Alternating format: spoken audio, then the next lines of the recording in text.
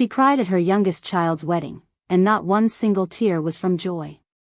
I was sitting 3 rows back. The room was beautiful. Flowers everywhere. Music playing soft. Everyone in their best clothes holding their breath waiting for the moment. And when the bride walked in, her mother stood up with the rest of them. Hand over her mouth. Shoulders shaking. Tears coming down her face so fast she couldn't keep up with them.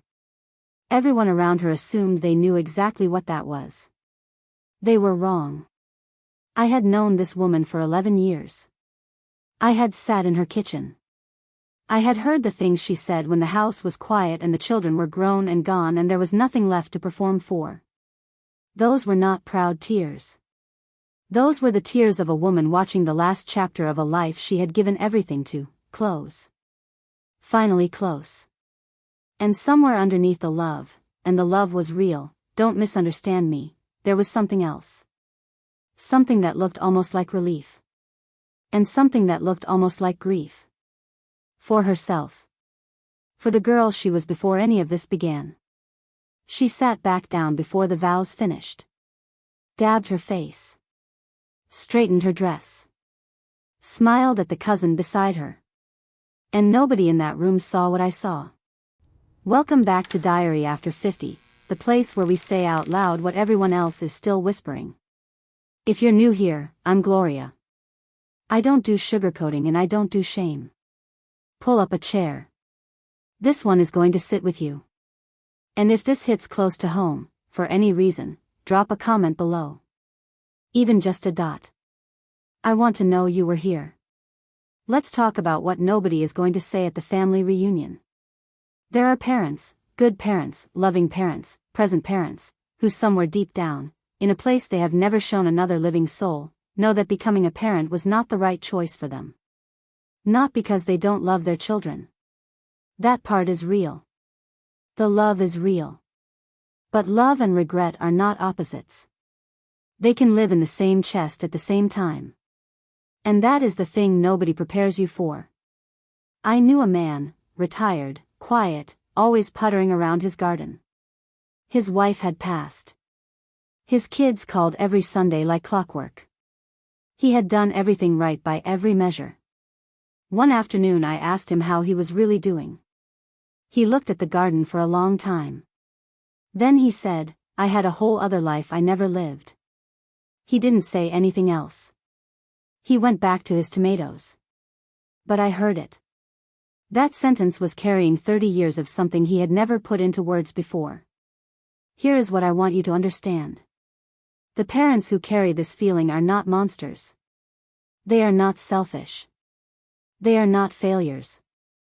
They are human beings who made a permanent decision inside a temporary version of themselves, young, pressured by family, pressured by society, pressured by a world that told them a life without children was an incomplete life. Nobody asked them if they actually wanted it. Society just assumed. And they went along.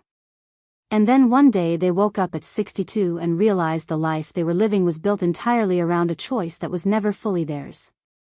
That is not a character flaw. That is a wound.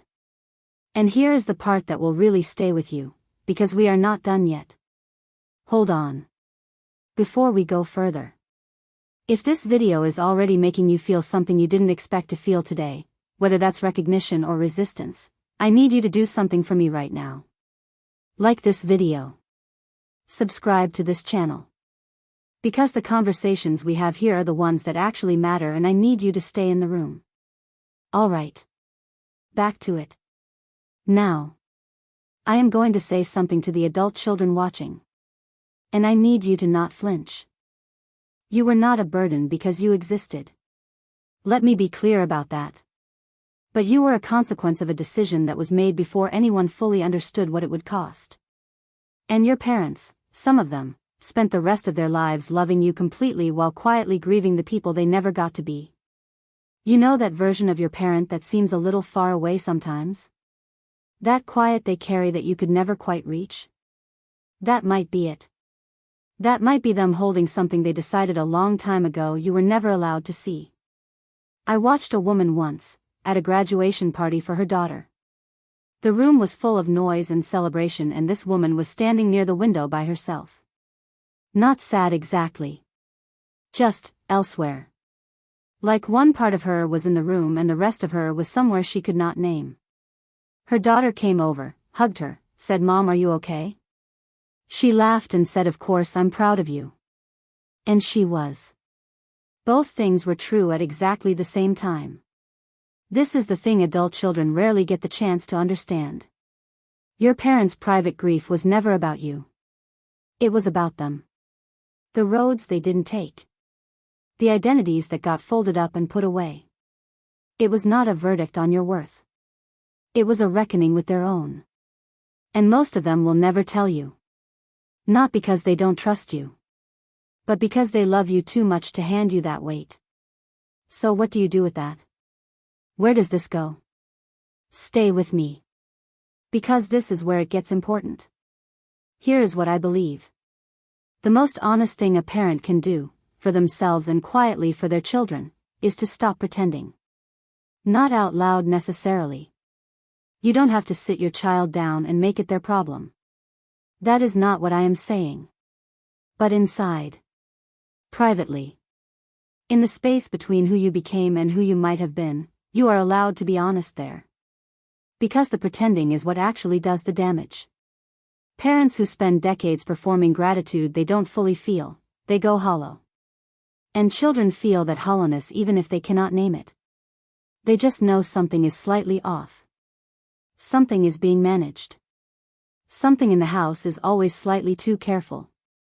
But a parent who can sit with their own complicated truth, who can say to themselves, "This was harder than I ever expected and I gave more than I had and I still don't know if I would make this choice again," that parent is actually free in a way that the performing parent never is.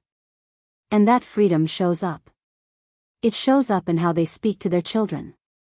How present they are. How they stop wearing the mask and become someone their children can actually reach. The truth does not destroy love. Pretending does. If you are a parent who has carried this quietly for years, you are not monstrous. You are honest in a place most people are still too afraid to go. And if you are a child hearing this for the first time, your parents' full humanity is not a threat to their love for you. It is proof of it. We will talk again soon. This is Diary After 50. I'm Gloria. And we only tell the truth here.